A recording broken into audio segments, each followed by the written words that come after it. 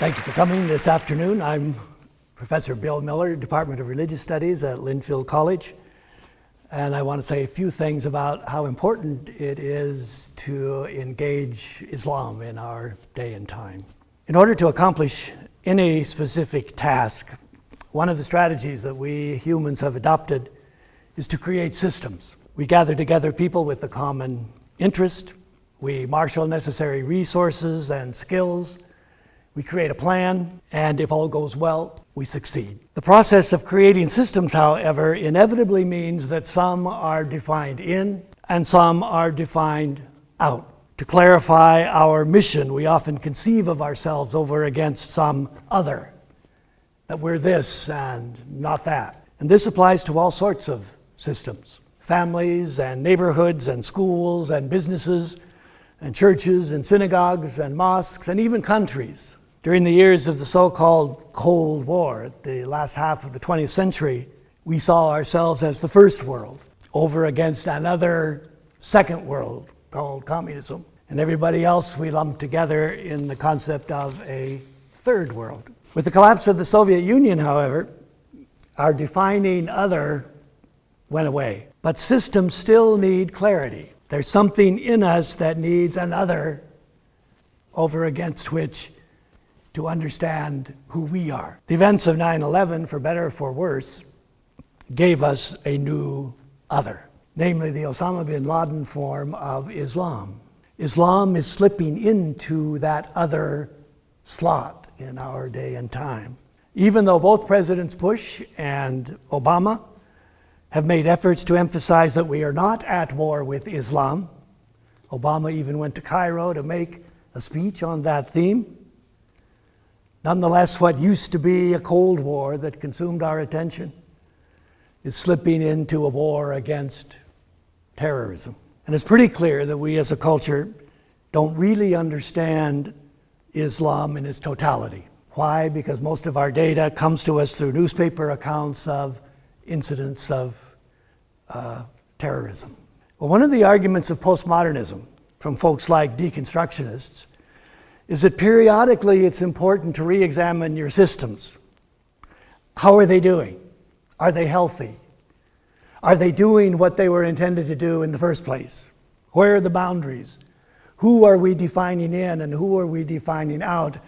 And ought we to continue with the practice? All of this is to say, I think, that undergraduate liberal arts colleges, I believe, are ideal settings to do that very kind of activity. We as a culture are very much in need of revisiting the three Abrahamic faiths, Judaism, Christianity, and Islam, with Islam not perceived as some other, alien, but recognizing that these three systems originated in the Middle East.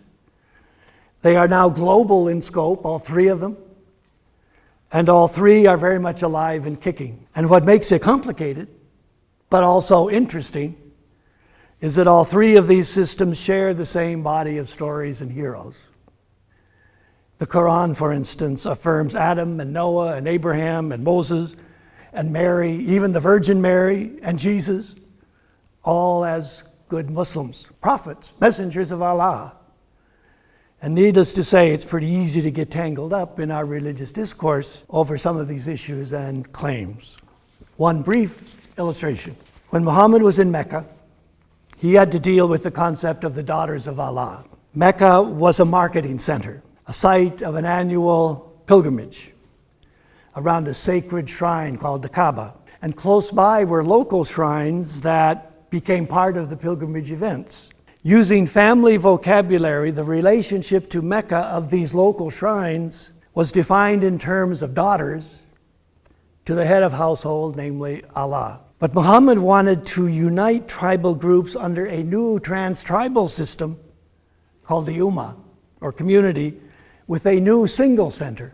That meant that the older polytheistic system which legitimized the tribal order had to go.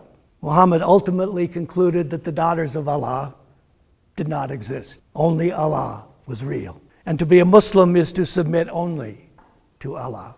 No surprise then that the concept of a son of God applied to Jesus in the neighboring Christian Byzantine Empire wouldn't fly. Only God is God. But Muhammad did affirm, and Islam does affirm, that Mary and Jesus are prophets of Allah. But like Muhammad, Mary and Jesus are fully human. It's the relationship of submission to Allah, the creator of the universe, that's the unifying factor. This little conversation, I think, to my mind, illustrates that we've got a lot of work to be done. For these kinds of conversations need to be happening at the level of faith communities and the general public, not just in the rarefied atmosphere of graduate school settings, because people are dying over some of these issues. And an undergraduate liberal arts college, I believe, is an ideal place to get some of these conversations going.